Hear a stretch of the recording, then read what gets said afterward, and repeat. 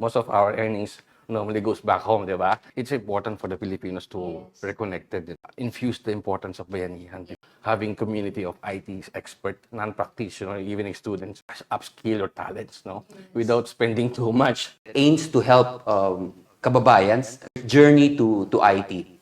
Equip them with the right knowledge. They openly challenge us to actually do more for the community. So That's right. AI will be replacing human. they can generate original content out of those data.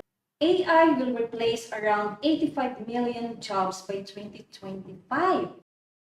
Dami account. So paano mo siya matitrace? Parang kulang pa bitin. Part 2. Parang gusto ko nang pakuhanin ng IT yung anak ko. Sabi ko mag-IT na lang. As in talagang in demand siya ngayon.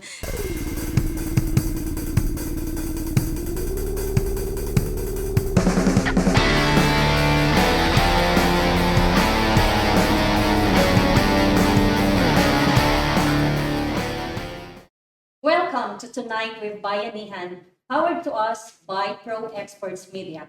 Don't forget to follow the FB page and of course the FB page of Bayanihan Council. Here with me, yung tatlong dashing gentlemen po ng PIITA. Ipakilala ko po sa inyo ang tatlong mga gentleman na ito. Please welcome one of the co-founders po ng PIITA and former IT head and JRC subject matter expert, Mr. Chris Trillian.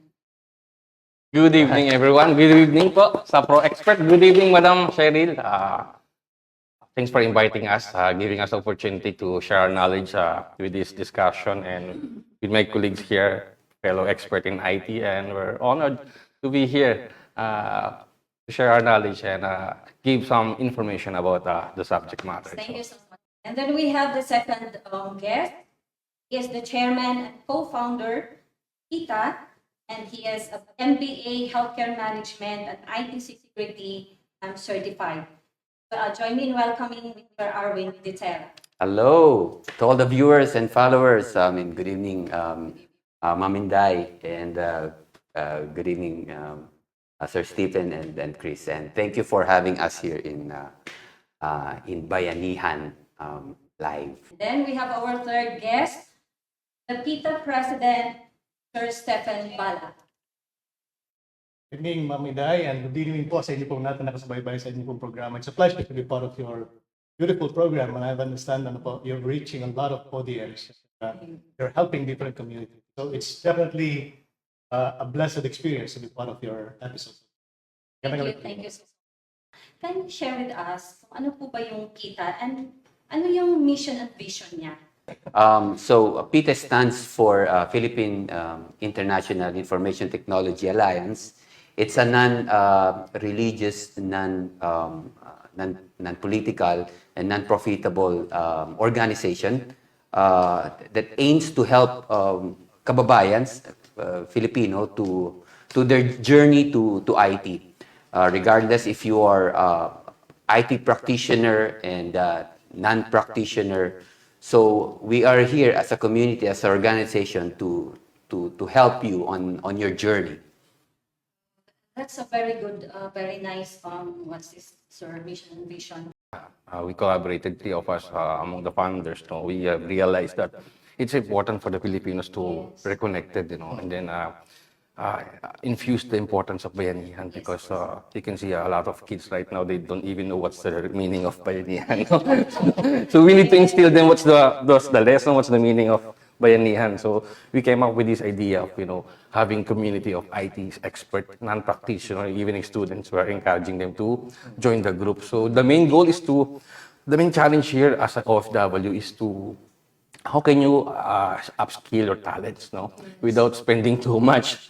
And we can notice in the corporate world that they can get discounted trainings through corporate accounts. But individually, it's hard for Filipinos to do that because most of our earnings normally goes back home, diba? So what we come up with the solution is let's put up a group so that we can avail this kind of privilege among what like other organizations are having. If you come up with a group, we can get discount training. So that's how we started. Speaking of upscaling, sir, are you conducting free trainings makahelp sa community? Yeah, there are two sides of what we do, Magdana. Our primary focus is to, of course, enable our internal PITA membership Oh, okay. by upskilling them, providing them free trainings and all that. But part of that as well is to equip them with the right knowledge so that, whenever there's an opportunity for them to go out to a different community, Yes. they can also extend whatever learnings they've done from within PITA. The answer to that is yes, and we're providing that as well. Yeah. However, it must be admitted that we should be doing more. And as a matter of fact, on our last event, when we had the pleasure of hosting our ambassador there, he openly challenged us to actually do more for the community. So, That's right. yeah, it's a big challenge, but I think this is something that we're prepared to do as well. Yes. So what is AI and how does it work? Okay. Sorry. Okay. So AI is an artificial intelligence. It's a science that develop simulation of human by using machine. So when you say using machine, so it's the efficiency tsaka yung reliability nung machine or nung AI will be way better than human. So yes. So in short, it's a simulation of human intelligence and capabilities. Basically, ano yung benefits ng AI? May mga, Yeah. siyempre, iba pa rin yung human. Yeah, Exactly. yeah. Unfortunately, I think scientifically, ma'am, science tells us that humans can only harness 10% of its brain power. No? I think that's where we are at the moment. Nonetheless, down the future, we have some form of technology to actually, tap to the rest of that 90%. No? But at the moment, as Sir Arwin have described it, I mean, really the power of AI depends on the amount of data that you feed into it. Because at the end of the day, artificial intelligence is an advanced computer program. Yes, yes. But the power comes from the data that you feed into it. So the more data that you feed into it, the more opportunities for the machine, for the model, to actually learn, to predict, or to make a decision on its own. And even from that decisions, mayroon tayong tinatawag na generative AI, they can generate original content out of those data that they're actually observing. Say, for instance, give a model, a lot of pictures of a cat, say, for instance. It's a matter of time, you give him another picture, give it another picture, alam niya na ito ay cat talaga. No? Okay. So it is what it is. And, the power really of AI is its reliance on data. And as I was researching on that, internet is actually the single most repository of the biggest data. ChatGPT now is able to browse the entire Yes. internet in a matter of seconds. And on the internet, I mean, it's a staggering number. 200 zettabytes. Yun ang amount ng data ngayon sa internet. No? Yeah. By 2025, that's 200 zettabytes. A phone like this, ito siguro, sir, this is 512 gigabyte. So the equivalent of that into 200 zettabyte is 400 million of this phone. That's the kind of data that is there out there now on the internet and available for AI to actually crunch. I'm really not a techie person, pero sa mga pinagsasabi ko, so as in, parang blow na yung mind ko. Yeah. So, are there any limitations or setbacks or drawbacks, using this kind of It's always the case. Yes, yes. Whenever you implement technology, there's always a drawbacks. There's advantages and disadvantages.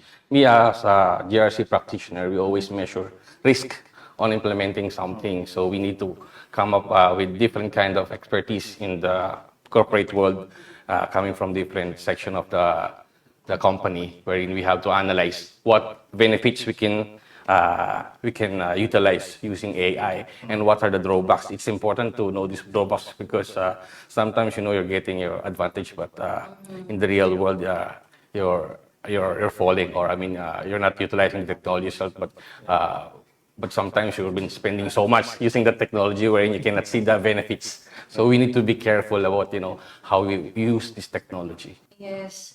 And actually, habang, alam mo yun, nagpe-prepare ng mga questions, so napag-Google talaga ako. And then while browsing, I read somewhere that according to the World Economic Forum, AI will replace around 85 million jobs by 2025. So that's a year na lang. Today is, now is 2024. And then 2025, 85 million. According to Forbes, 2 million by 2025. And then according to Goldman Sachs, 300 million full-time jobs ang maging affected ng AI. So moving forward, how is the human workforce looks like in the next 5 to 10 years? That's a good question. That's a good question. Yeah. Anyway, yung topic kasi na about, I mean, a human will be replacing, what I call this, AI will be replacing human. It happens also before when computers become, I mean, prime na sabi, I mean, marami ring mawawalan ng trabaho because of computers. So now we're back to, I mean, to a question again that AI can replace human. So yes, it is true, but on the other hand, what's the good thing about, I mean, AI? Behind it, it's a human who programmed the algorithm, the human that it is the human again that feeds data. So there's always a place for, I mean, for a job. I mean, so wag kayo matakot. I mean, wag kayo mabahala.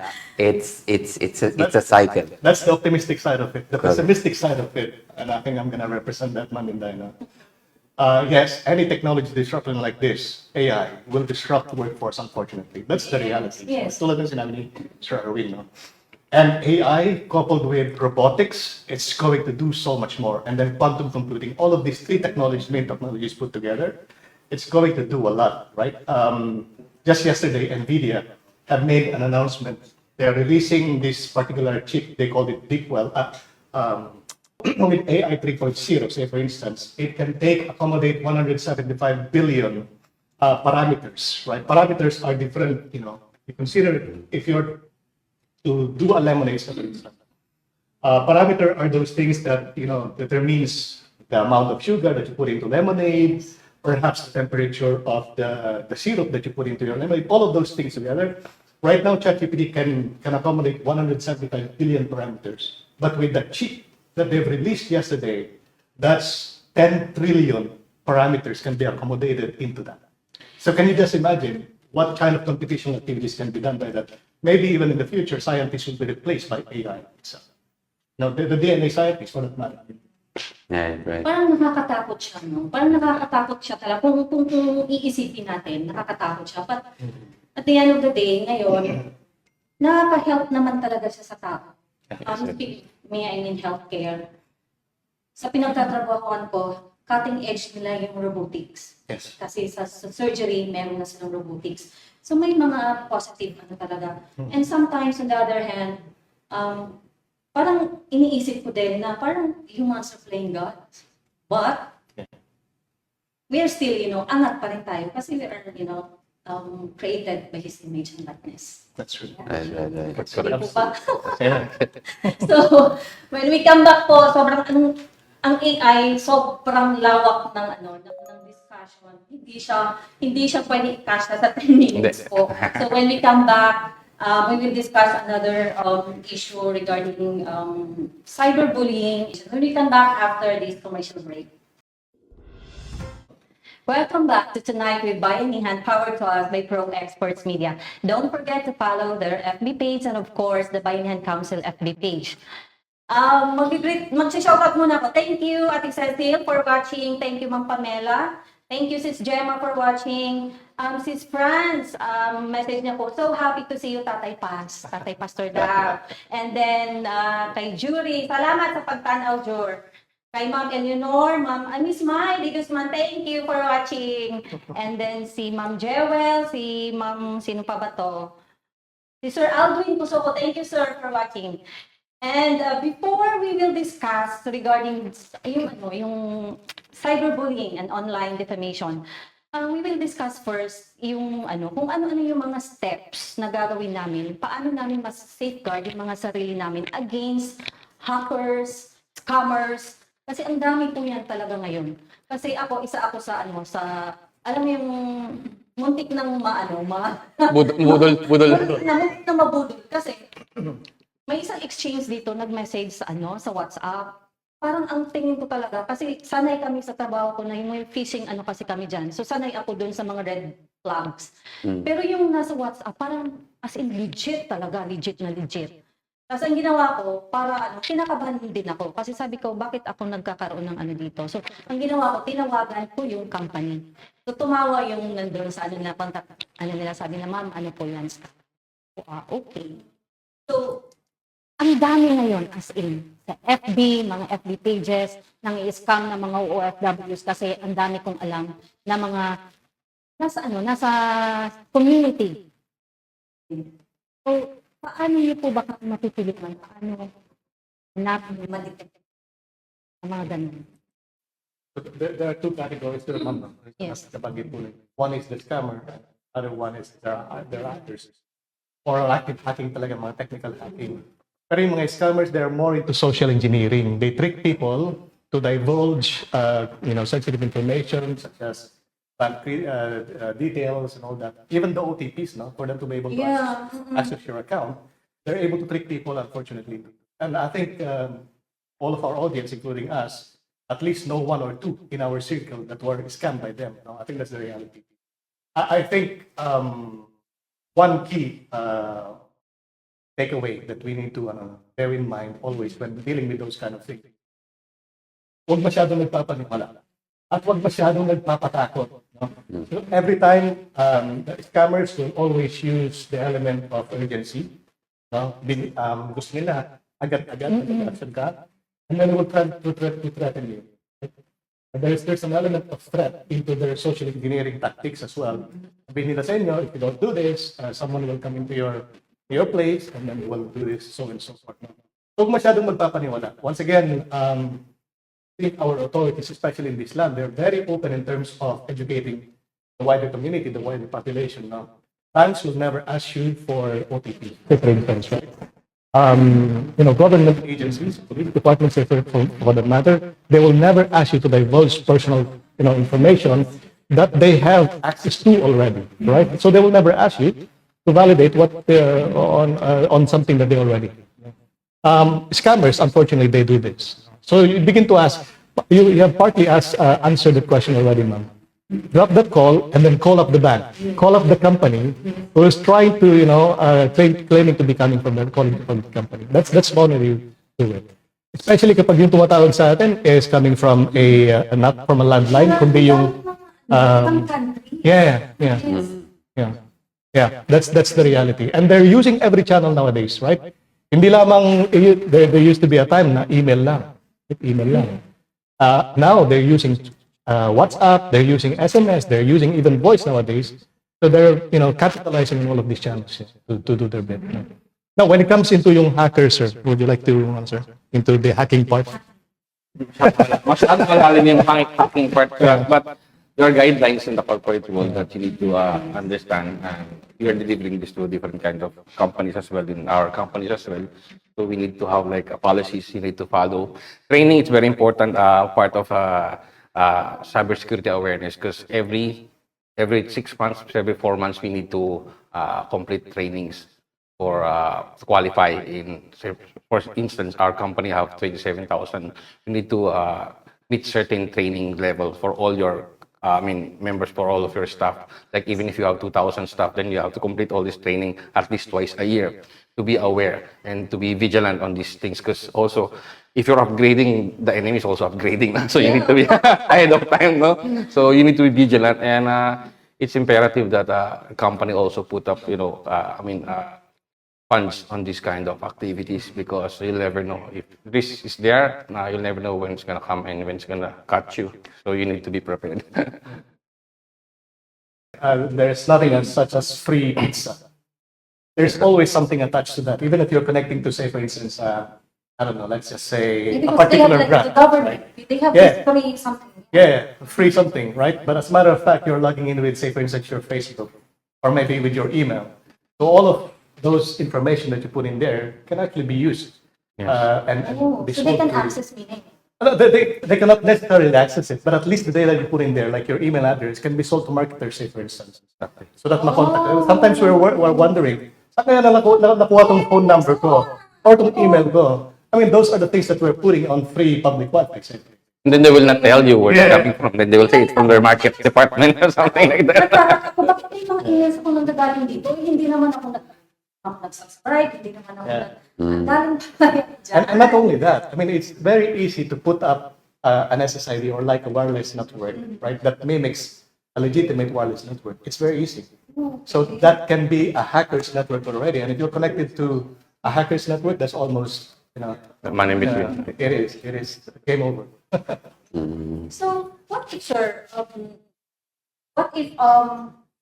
parang kunyari ako, kasus na parang na-victim ako ng identity theft. Anong maaaring gawin ko? Yeah.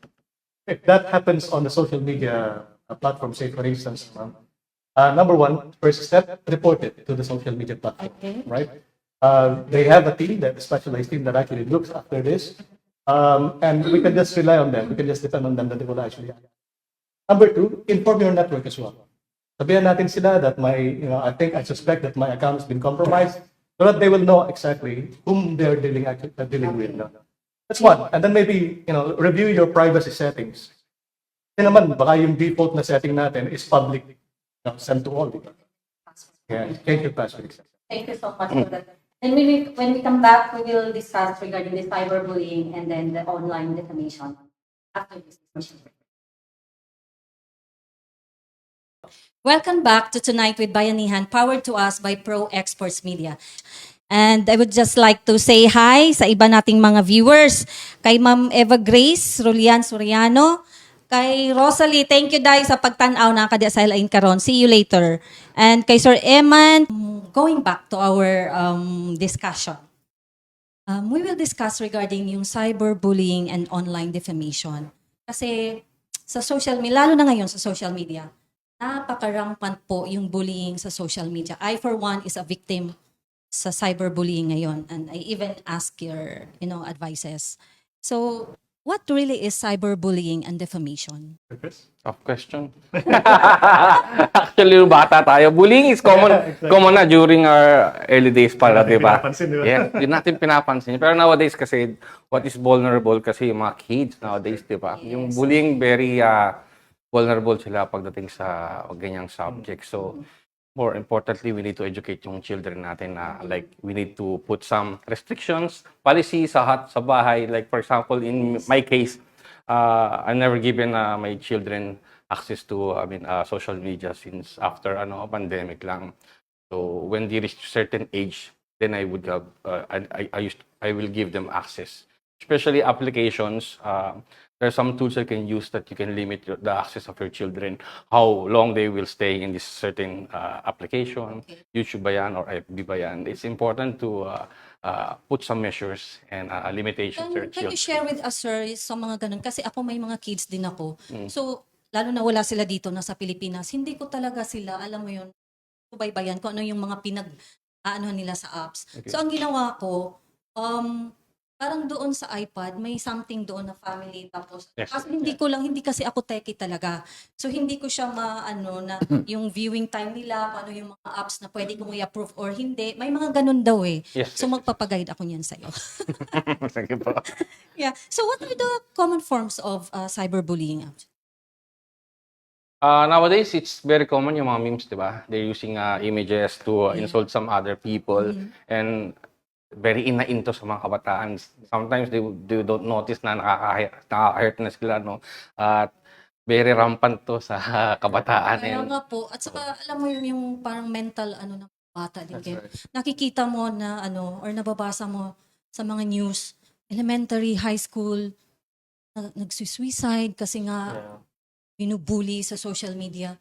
Na it's a sad thing talaga. So kailangan ng guidance ng parents at saka guidance ninyo kasi lalo kaming mga OFWs hindi namin alam kung ano-ano yung mga steps na gagawin namin. So yan po yung isa sa hihingiin ko sa inyo.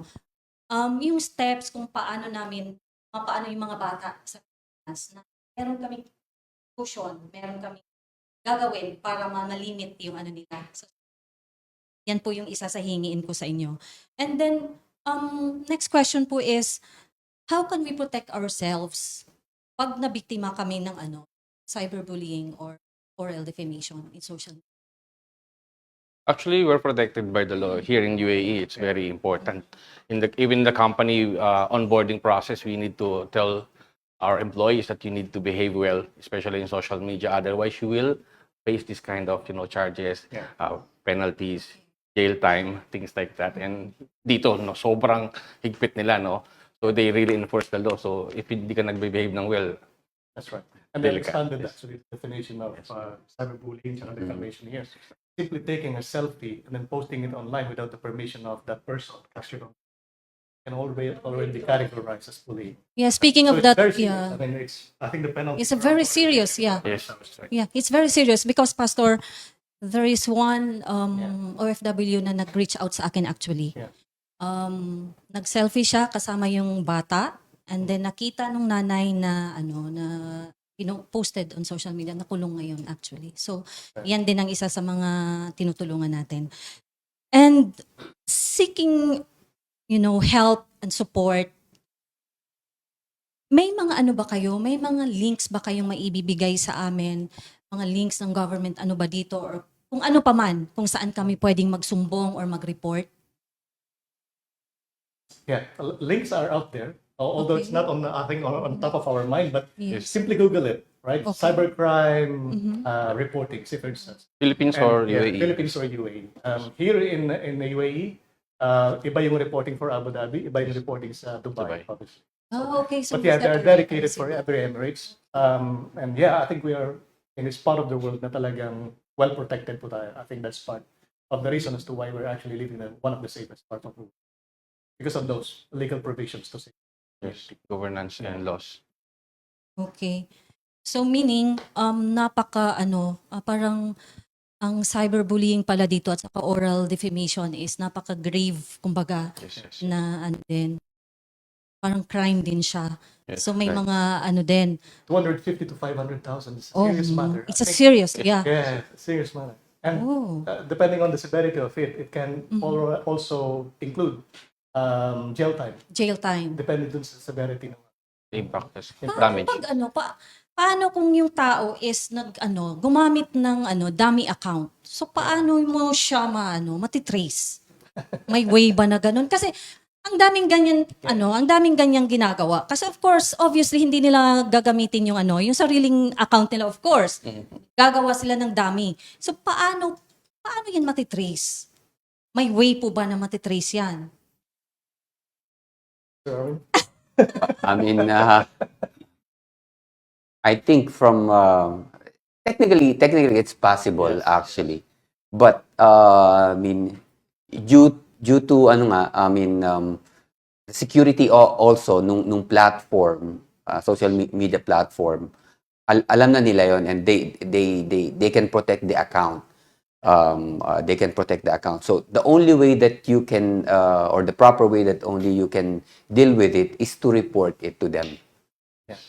May mga reporting sila na may malicious na ginagawa itong and they can, what I call this, they can do something about it. Okay. I think if you're representing a corporate entity, say for instance, I think for consumer, there's a very little success in doing that. But if you're representing a corporate, say for instance, some companies they even offer takedown service, say for instance. If it's hurting your brand, you can subscribe for a takedown service. They will find who did that. They will contact the service provider, ISPs, and then even the social media platforms. Okay, we have one question in the audience from Miss Mai.